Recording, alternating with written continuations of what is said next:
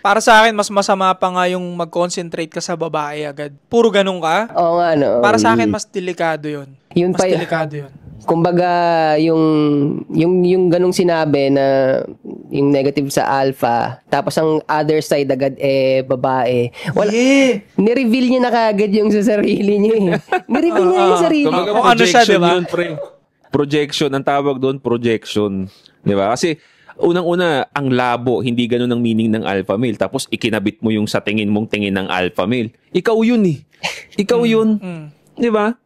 Kasi ang labo, ang klaro-klaro ng alpha male, actually, alpha male is to lead nga eh. To lead. Kung hindi, maglilid ka ba kung walang nasa likod mo? Sinong inilid mo? Yung partner mo. Is to lead them to good things, to greater things. Ang labo nun na hindi ka nagpoprotekta. Nakuwento ko nga sa'yo, di ba kahapon habang nagbaboxing tayo, sabi ko, nung bata ako, yung alpha male, iba rin ang pandinig ko talaga.